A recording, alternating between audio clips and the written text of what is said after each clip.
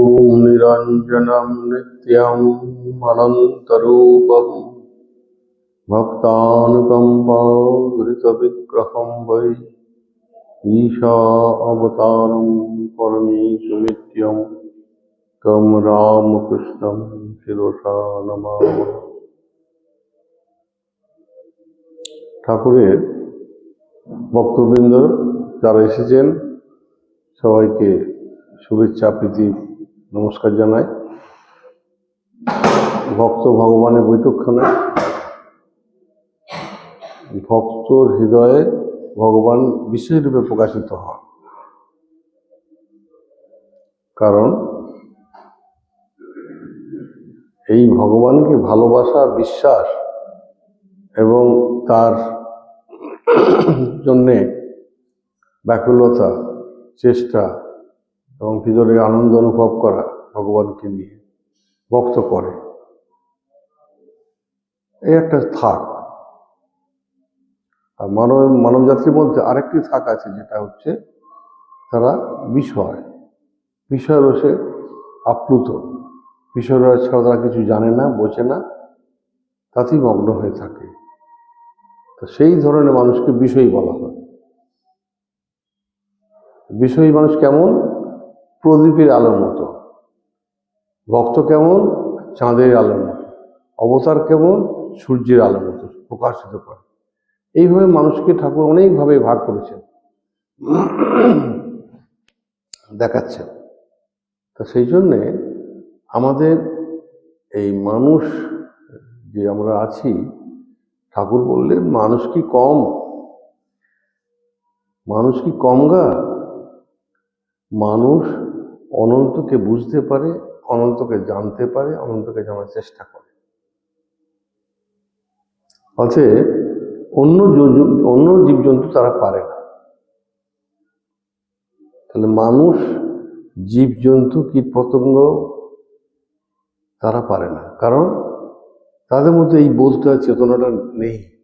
ঈশ্বর কৃপা করে এই মানুষ প্রজাতির মধ্যে দিয়েছে। সেই জন্যে এই অতিরিক্ত যে আমাদের পাওনা ভগবানের কাছ থেকে, সেটুকু আমরা কেন ইউটিলাইজ করব না? এইটা হচ্ছে আসল কথা। যে মানুষ পশুর মধ্যে তফাৎ কোথায়? তারা জন্মায়, বড় হয়, বাচ্চা কাচ্চা হয়, বুড়ো হয়, মরে। মানুষও তাই করে। তাহলে মানুষ আর পশু যদি এইগুলি করে থাকে, তাহলে কি বলে? পশুবি সমান। তাহলে পশু সমতুল্য হয়ে গেল। সেই জন্যে আমাদেরকে পশু থেকে, আমাদের মানুষ থেকে ভালো মানুষ, উচ্চতর মানুষ, হৃদয়বান মানুষ, আর তারপরে হচ্ছে দেবমান, তারপরে দেবতার সঙ্গে এক হয়ে যাব। এই হচ্ছে লেভেলিং আপ। স্বামী বিবেকানন্দ বলছেন লেভেলিং আপ। মানুষ জন্মায় এই দেহ খাঁচার মধ্যে, দেহকে আপন করে নিয়ে দেহ করে, কিন্তু দেহ থেকে ছেড়ে ওরা উঠতেও পারে। এইটা ঈশ্বর তাদের ক্ষমতা দিয়েছে। মানুষ আর জীবজন্তুর তফাৎ। অথচ ঠাকুর বলছেন, যাকে আমি ধ্যান করছিলাম, চোখ বুঝে চোখ চেয়ে দেখলাম, তিনিই সব হয়েছে। মানুষ, জীবজন্তু, গাছপালা, কীট পতঙ্গ, সূর্য, চন্দ্র সহ, গ্রহ তারা। তাহলে কি হলো? তিনিই সব হয়েছেন, কিন্তু বোধ দিয়েছেন একমাত্র মানুষকে। সেই ঠাকুর লাস্টে বললেন, তোদের কি বলে আশীর্বাদ করি? তোদের চৈতন্য। এই চৈতন্য বোধ করার ক্ষমতাও দিয়েছেন, চৈতন্য বোধ করার চেষ্টাও দিয়েছেন, এবং চৈতন্য বোধও হয়। এইটা হচ্ছে মানুষের কর্তব্য। মানুষ সেটা বোঝে না। পশুরা যে 5টা করে, মানুষ যদি 5টা করে মরে, তাহলে সে পশুরই সমান। তাহলে আমরা কি হতে চাই?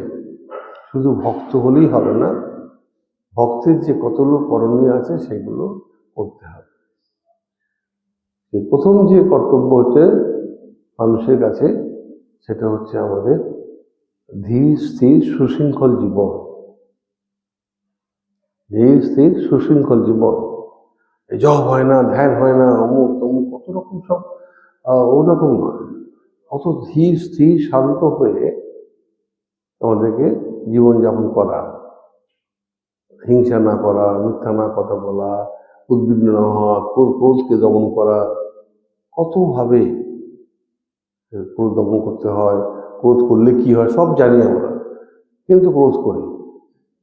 সেই রকম অনেকগুলো আমাদের জীবনের যে কতগুলো বদগুণ আছে, কতগুলো সদ্গুণ আছে, সদ্গুণের বিকাশ আর বদগুণগুলোকে চাপা দেওয়া, বের করতে যায় না, ঈশ্বরের সৃষ্টি। এই জন্য খারাপ জিনিসটাকে চেপে দেওয়া, ঢেকে দেওয়া, আর ভালো জিনিসটাকে প্রকাশিত করা, উন্মোচিত করা, এই যে খেলা। এইগুলো করার জন্যেই এই মানুষ পারে না। মানুষ বিষয় ঘাঁটতে ঘাঁটতে, বিষয় হতে হতে হতে হতে মানুষ বিষয়ের মধ্যে ডুবে থাকে সারা জীবন। ওই করেই কিছু কিছু চেষ্টা করে, চেষ্টা বিফল হয়ে আবার হতাশা হয়ে চলে যায়। সেই জন্যে আমাদের চেষ্টাও থাকবে, প্রার্থনাও থাকবে, দুটোই থাকবে। এই দুটো প্রার্থনার মধ্যে দিয়ে ঠাকুরকে, আমাদের জীবনকে তুলতে হবে। অনেক শুনছি, অনেক বুঝছি, কিন্তু তুমি যে কে, আমি যে কে, সেটা জানার চেষ্টা করি না। ঠাকুর কি সুন্দর বললেন, বলে চামড়াটা কি আমি, টিপে টিপে দেখছি, মাংসটা কি আমি, এই শিরা উপশিরা কি আমি, হাড়টা আমি, মজ্জাটা আমি, মলমূত্র আমি, কফ গয়ের আমি, কোনোটাই নেই, পাচ্ছে না, খুঁজে পাওয়া যাচ্ছে না। এইগুলো এক একটা পার্ট, একটা পার্টের পাশে বলে একটা একটা দেহের পার্ট, একটা জড় পদার্থ, খুঁজে পাওয়া যাচ্ছে না। তখন উনি বলছেন যে তাহলে আমি খুঁজে খুঁজে কিছু পাওয়া যায় না, পেঁয়াজকে ছাড়াতে ছাড়াতে পেঁয়াজ করে থাকে না, সেরকম মানুষকে দেখো। তাহলে ভিতরে চোখ মুজে কাকে ধ্যান করছিলাম, এই যার দ্বারায় এই জড়গুলো চেতনার মতো নড়ে। বিজ্ঞানও তাই বলে, বিজ্ঞানও তাই বলছে যে এভরিথিং ইজ এনার্জি, কনসাসনেস, চেতনা, শক্তি। এই যে লাইট জ্বলছে, ফ্যানগুলো চলছে না, কম্পিউটার চলে, এই যে গাড়ি চলছে, সব কিছু এনার্জির খেলা। গাড়িটা কি বলছে যে গাড়িটাকে চলে চালানো হয়, পুতুল কি নাচে, পুতুল না, আলু পটলটাও লাফায়। এইভাবে সহজভাবে ধর্মকে নিতে হবে।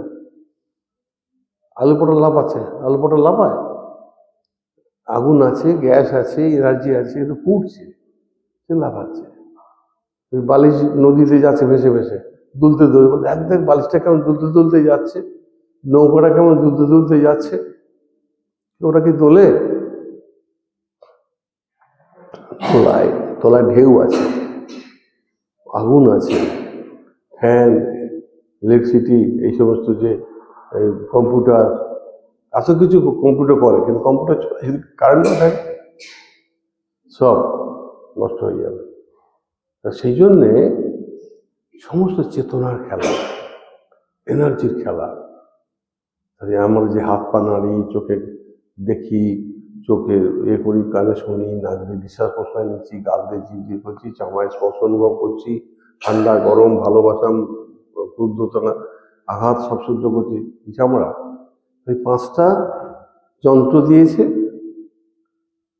নাসিকা, চক্ষু, নাসিকা, জিহ্বা, ত্বক, কর্ণ, পাঁচটা। আর পাঁচটা রস দিয়েছে, শব্দ, রূপ, রস, গন্ধ, স্পর্শ। আমরা করিনি, কিন্তু জন্মের সময় আমরা নিয়েও আসিনি, সৃষ্টিতে রয়েছে, ওগুলোকে আমরা উপলব্ধি করে দিয়েছি। কিভাবে উপলব্ধি করবে, কিভাবে গ্রহণ করবে, সেটা তোমার ব্যাপার।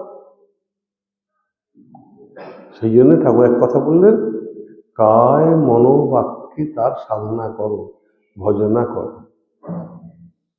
কায় মানে দেহ, দেহটা কি আছে? হাত আছে, হাতটা দিয়ে তার সেবা করো। নারায়ণ বুদ্ধি থেকে স্বামী সেবা করো, নারায়ণ বুদ্ধিতে সংসার সেবা করো, নারায়ণ বুদ্ধি থেকে পুত্রকে সেবা করো, নারায়ণ বুদ্ধিতে করো। সেবা করতে হাত দিয়েছে বলে শুধু দুবেলা খাবার জন্য নিজের, অপরের সেবা করার জন্য দিয়েছে। নিজের জন্য হলো, অপরের জন্য বেশি করে। আমার তো এইটুকুনি মুখ, এইটুকুনি পেট, কতটুকু খাবো? অ্যাটিটিউডে পাল্টে দিতে হবে। আমি বহুর মধ্যে, একই চেতনা, একই শক্তি খেলা চলছে। অর্থাৎ ভালোবাসার সম্পর্ক গড়ে উঠবে ওই জন্য, ঈশ্বরকে ভালোবাসলে কাকে পর মনে হবে না। মা বলতেন না যে আমার মাঝে যিনি তোমার মাঝে তিনি, ভুলে বাঁধবি তোমার মাঝে তিনি, কি? সেই জন্যে আমাদের যে এই ভিতরের সত্যটাকে জানতে হবে মানুষকে। ভগবান ভগবান করতে গেলে তার নাম করতে হয়, শুদ্ধ হয়। মন, দৃষ্টি, কানে শব্দ শোনা, এই স্পর্শ, সমস্ত কিছু পাল্টে যাবে। সেই জন্য তার একটা উপায় হচ্ছে, পদ্ধতি হচ্ছে, ওই এনার্জি বা ওই কনসাসনেস বা চেতনাকে জানতে গেলে এই অবতার পুরুষ এসে তাকে আমাদের কাছে আসেন, তার নাম, শুদ্ধ নাম দেন। ওই যে ছেলেদেরকে বলছে ধ্যান করো বলতো আগে, আমি এসে বললাম না, ধ্যান অনেক পরের জিনিস, সে নিজে নিজে হবে। কিন্তু আগে ওম নমো ভগবতে রামকৃষ্ণায় নমো, পরম ব্রহ্মের নাম, অবতারের নাম, আর ওম আর ওম, ঈশ্বরের পর পুটিত করা হলো, শক্তি করা, শক্তি দেওয়া হলো, দুটো এনার্জি কানেকশন করে দেওয়া হলো। সেইটা পরে আপনি শক্তি সম্পন্ন হলে ঈশ্বরের প্রকাশ আপনি হবে, ধ্যানে আপনি হবে। সেই জন্য ওরা আগে এরকম করতো, ওম করা হয়, তারপরে নাম করা হলো, আবার ওম দিয়ে শেষ করলো, ওম ভগবতে রামকৃষ্ণায় নমঃ বলে শেষ করে চলে গেল, পাঠশালা চলে গেল। ওদের যে সময় যেটা আছে অ্যাটিটিউড, ওদের তো পড়তে এসেছে, সাধনা ওইটাই ওদের। এইভাবে শুদ্ধ নাম, চোখ দিয়ে শুদ্ধ রূপ দেখা, কারণ ভগবান ইনফিনিট, আকাশে বাতাসে, জলে স্থলে, অন্তরিক্ষে সব জায়গায় রয়েছে, খুঁজে পাওয়া যাবে না। সেই জন্য তার প্রকাশটাকে অবতার পুরুষের মধ্যে চিন্তা করা, ভগবান তুমি এসেছো এই রূপে, চোখ দিয়ে তার রূপ দেখো, কত রকম তার রূপ হয়েছে। লীলা প্রসঙ্গে কথা নিতে আছে, কত রূপ তার, কত ভাবে লীলা করেছেন। কখনো সাধন ভজন করছে, কখনো ধ্যান করছে, কখনো জপ করছে, কখনো নারায়ণ সেবা করছেন, কখনো মা কালীকে পুজো করছেন, ইত্যাদি ইত্যাদি। চোখে দিয়ে দর্শন করা। আর রাম রূপে এসেছো, কৃষ্ণ রূপে এসেছো, তুমি রাধিকা রূপে এসেছো, তুমি চৈতন্য রূপে এসেছো, বুদ্ধ রূপে এসেছো, ওই রকম বহু দেবদেবী, বহু সাধক। চোখ দিয়ে দেখা, তাহলে কায় হচ্ছে শরীর দিয়ে সব হচ্ছে। কান দিয়ে তার কথা শুনবো, ভালো কথা শুনবো, তার শ্রবণ করবো সব কিছু, কিন্তু খারাপ কথা বর্জন করবো, ত্যাগ করবো, খারাপ কথা শুনবো না। মুখ দিয়ে তার স্তোত্র পাঠ করবো, মন্ত্র পাঠ করবো, তার পুজো করবো। তাহলে সমস্ত ইউটিলাইজেশনটা করছে, খাবার জন্য শুধু নয়, পশুরা খায়, তারা সত্যপাঠ করতে পারে না, কিন্তু আমরা সত্যপাঠ করতে পারি, তার নাম গুণগান করতে পারি, তার ভজন করতে পারি। সেই জন্য এই মুখটা দিয়ে অনবরত তার ভজন, তার নাম। চোখ দিয়ে দেখা হলো, কান দিয়ে শোনা হলো, আর হাত দিয়ে তার সেবা, ফল কাটা, এই ঘর মোছা, এই পুজোর উপকরণ সাজানো, ধূপ জ্বালা, কত রকম হাত দিয়ে করা যায়। ঠিক সেই হাত দিয়ে আবার নারায়ণ রূপে আমার কাছে যা দিয়েছো তুমি, সংসার তোমার সংসার, এই সংসারটা আমি সেবা করার সুযোগ পেয়ে দিয়ে আমি সেবা করবো।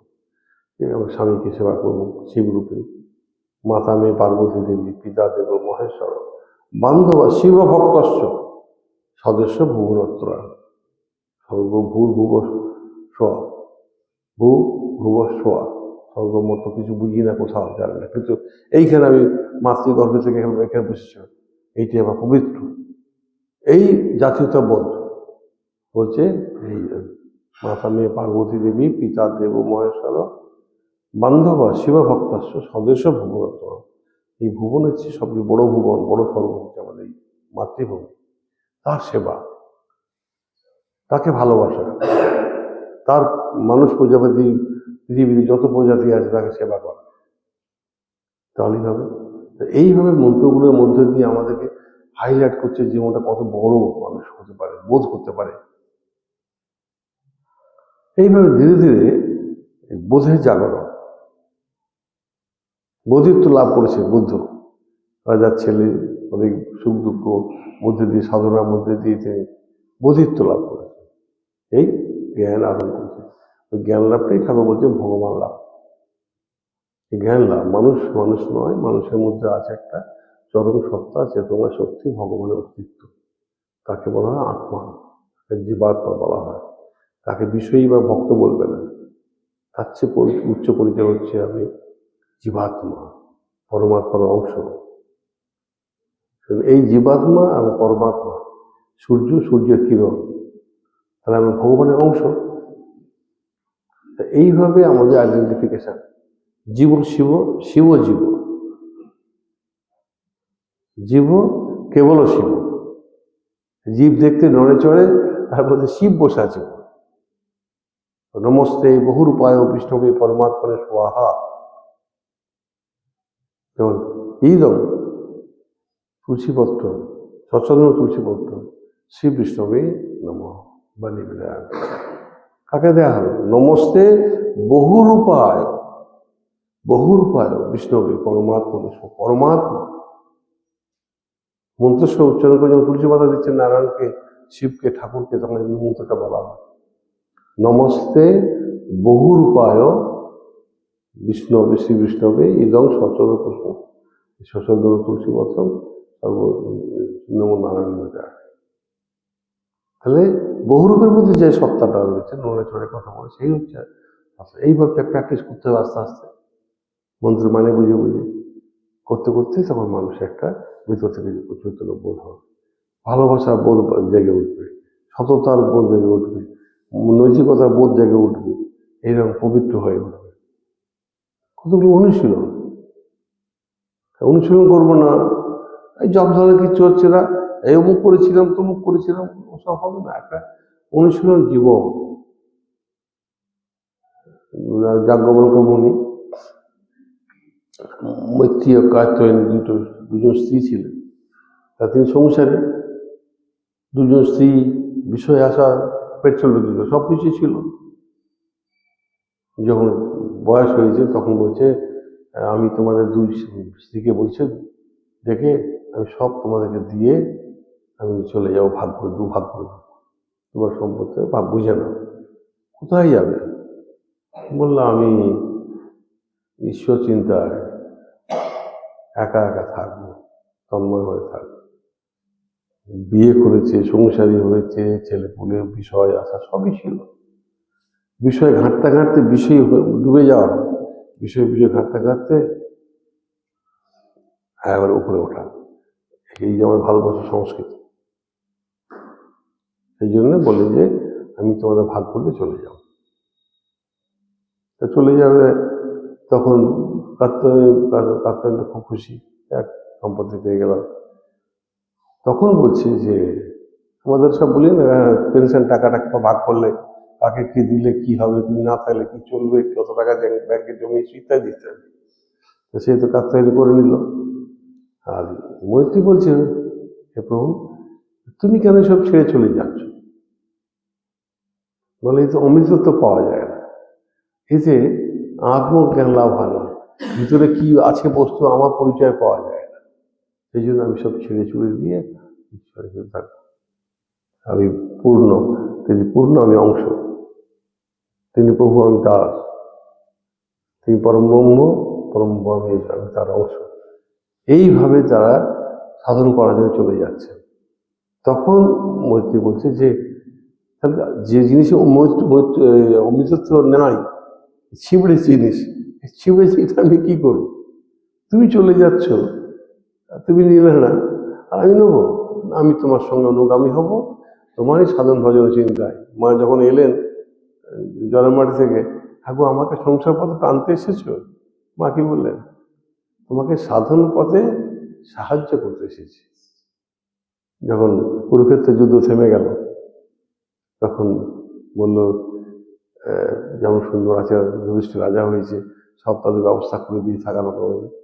বলে বাবা তোমরা জিতেছো, তোমরা এই করেছো, রাজত্ব হয়েছে, সবই হয়েছে, ন্যায় বিচার হয়েছে, সত্য বুঝতে পেরেছি, এটা অন্যায় হয়েছিল, অন্যায় করেছে, আর যে যার ফল ফল ভোগ করেছে, আমি আর থাকবো না তোমাদের এখানে। কোথায় যাবে? ধৃতরাষ্ট্র বলছে, অন্ধ, চোখে পট্টি পরে আছেন গান্ধারী, বললে আমরা নির্জনে গিয়ে ঈশ্বর চিন্তা করব। আর সন্ধ্যী বয়সে আর তোমাদের সংসার ঘানলাম, দেখলাম, খেটে খেটে কোনো কিচ্ছু নাই, ছিবড়ে ছিবড়ে ছিবড়ে যাও, ছেড়ে বললে যাও। ঘরের ব্যবস্থা হলো, একটা জঙ্গলের কাছে গিয়ে সুন্দর রাজার বাড়ি, রাজবাড়ির লোক সুন্দর ব্যবস্থা করে দিয়ে এখানে চলে যাওয়ার সব ব্যবস্থা হচ্ছে।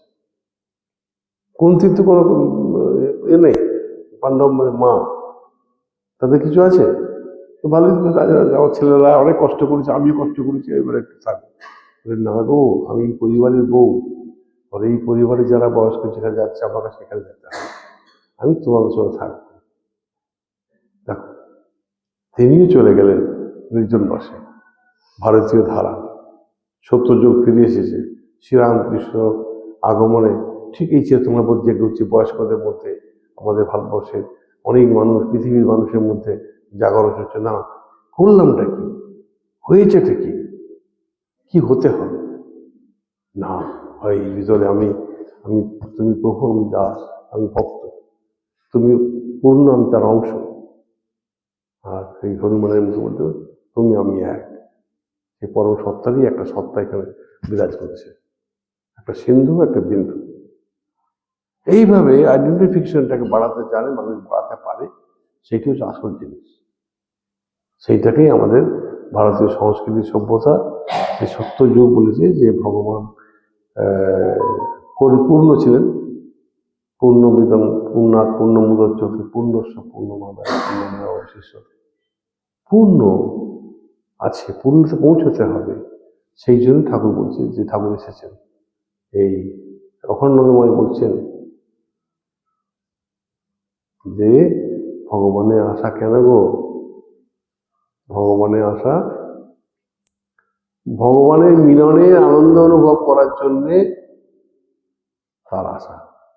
মানুষকে ভগবানের আনন্দ অনুভব করা, নিজেকে ভিতরে সত্তা যেটা আছে তাকে জেনে আনন্দ অনুভব করার জন্য আসা, ভগবানের মিলনের আনন্দ অনুভব করার জন্য তার আসা। আর ওই যে কি করলে, একটা ঝড় এলে গাছপালা নড়ে নড়ে, বৃষ্টি এলো, অনেক কিছু হয়, এর অবতার এসেছে এই সভ্যতা সংস্কৃতি দিকটা উন্নত হবে, মানুষের খাওয়া পড়া বাড়বে, সবকিছু ভালো হবে, তার সঙ্গে মানুষের আত্মজ্ঞানের দিকে ঝোঁক বাড়বে। তাই হচ্ছে এখন, শুনতে পান। তখন ঠাকুর বলছেন একদিন দক্ষিণেশ্বরে বসে বসে, এখানে পেলা দিতে হবে, তাই আসে, যে বলি পেলা দিতে হবে, তোমরা এসেছো আমার কাছে ধর্মকথা শুনতে, তুমি যদি পেলা দাও কেটে পড়বে। আর আজকে সর্বপ্রিয়ানন্দ বক্তৃতা দিতে আসে এই নাওরা গ্রামে 500 টাকা টিকিট, কালচারে 300 টাকা, অমুক বেলুড় মঠে 200 টাকা, কিসের জন্য? পেলা দিয়ে ধর্মকথা শুনতে চাইছে, ধর্মকথা আগাতে চাইছে। কি করে আমি আমার এই পৌঁছাবো লক্ষ্যে, লক্ষ্যে বাইরের দিকে না, এখন সব ছুটছে নিচের দিকে। মজা, খেল লেগে গেছে। ঠাকুর এসে সেই দেখে রেখেছে যে ছোটা বাইরে নয় গো, সব হেথা, যার হেথায় আছে তারা হতায় আছে, বাইরে দেখতে পাবে। সেই জন্য হেথায় হতে এক করে দিয়েছে ঠাকুর এসে, ভগবানের মিলনের আনন্দ অনুভব করবে। চোখ বন্ধ করে হবে, চোখ চেয়ে হবে, মাটির প্রতিমাতে মন্ত্র পড়ে যখন তাকে প্রাণ প্রতিষ্ঠা করে পুজো হয়, আর জ্যান্ত মানুষের পুজো হয়, জ্যান্ত জীবজন্তু হবে না, জ্যান্ত গাছপালা হবে, কি বাণী, অমৃত বাণী, মানুষের জীবনকে ধন্য করে দেবে। শুধু চোখ বুঝে নয়, খুলে দাও, দেখো জগৎ সব তার তিনিময়, সোজা কথা হয়ে গেল, সোজা পথে হয়ে গেল। আর ওই ঘুরে ঘুরে তপস্যা করে পাহাড়ে জঙ্গলে যে করছি, কাজী নজরুল ইসলাম বলছে, কোথায় খুঁজিস ভগবান, সে তোরই মাঝে রয়। গান আছে না, একবারে শুনবেন, যে সাধু দরবেশ হয়ে ঘুরে ঘুরে যে পাহাড় জঙ্গলে যাকে খুঁজছি সে তোরই মাঝে রয়। হ্যাঁ, সুন্দর। এই জন্যে আমাদের উদ্দেশ্য কি সুন্দরভাবে বললেন। সে একটা গান শুনে দিই, দিয়ে শেষ করবো। বলছে যে কি সুন্দর করে বলছেন যে, এই আজকে একটা গান শুনে দিই একটা, যে আমাদের কি জন্য আসা, যে আমাদের যে অবতার এসেছে, তুমি কি, তোমাকে জানতে তো পারবো না আমার চোখ দিয়ে, মন দিয়ে, হৃদয় দিয়ে, কিন্তু তুমি আমাকে জানিয়ে দিও।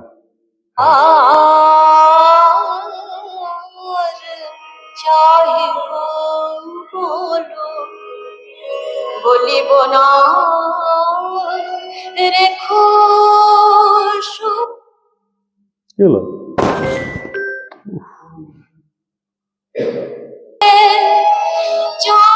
যদি রেখো দুঃখে বলিব না রেখো সুখে যাব যদি রেখো দুঃখে তুমি যাহা ভালো বোঝো তুমি যাহা ভালো বোঝো তাই করিও শুধু তুমি যে শিব বুঝিতে কি আর চাহিব যে পথে চালাবে নিজে চলিব যাব না পিছে আমার ভাবনা প্রিয় আমার ভাবনা প্রিয় তুমি ভাবিও শুধু তুমি যে শিব বুঝিতে দেখো সকলে নীল ভগতি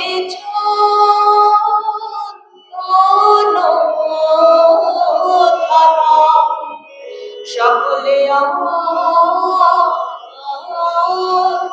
নীল ভগতি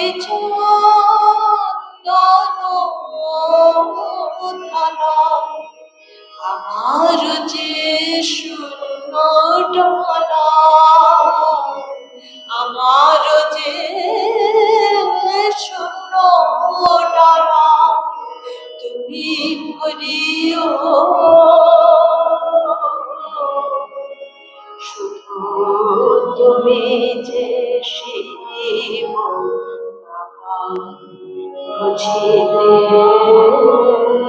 দিও কি আর চাহিব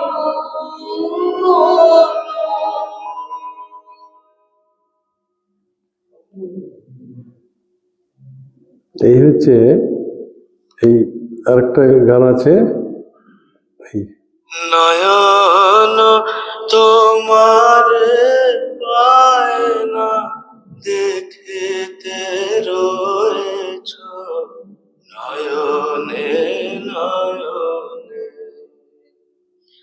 হৃদয় তোমারে পায় না জানিতে হৃদয় তোমারে পায় না জানিতে হৃদয় রয়েছ গোপনে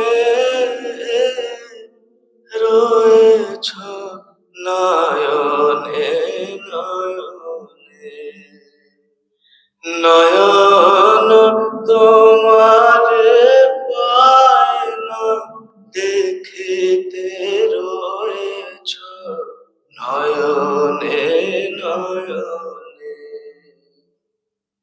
বাসনা বসে মন বিরত ধায় দশ দিশে পাগলের মতো স্থির আঁখি তুমি মরমে সতত জাগিছ শয়নে স্বপ্নে রয়েছ নয়নে নয়নে নয়ন তোমারে পায় না দেখিতে রয়েছ নয়নে নয়নে সবাই ছেড়েছে নাই যার কেহ তুমি আছো তার আছে তব স্নেহ নিরাশ্রয় জন পথ যার গেহ সেও আছে তব ভবনে সেও আছে তব ভবনে তুমি ছাড়া কেহ সাথী নাই আর সম্মুখে অনন্ত জীবন বিস্তার কাল পারাবার করিতেছ পার কেহ নাহি জানে কেমনে রয়েছ নয়নে নয়নে নয়ন তোমারে পায় না দেখিতে রয়েছ নয়নে নয়নে জানি শুধু তুমি আছো তাই আছি তুমি প্রাণময় তাই আমি বাঁচি যত পাই তোমার আরো তত যাচি যত জানি তত জানি নে যত জানি তত জানি নে জানি আমি তোমায় পাবো নিরন্তর লোক লোকান্তরে যুগ যুগান্তর তুমি আর আমি মাঝে কেহ নাই কোনো বাধা নাই ভুবনে রয়েছ নয়নে নয়নে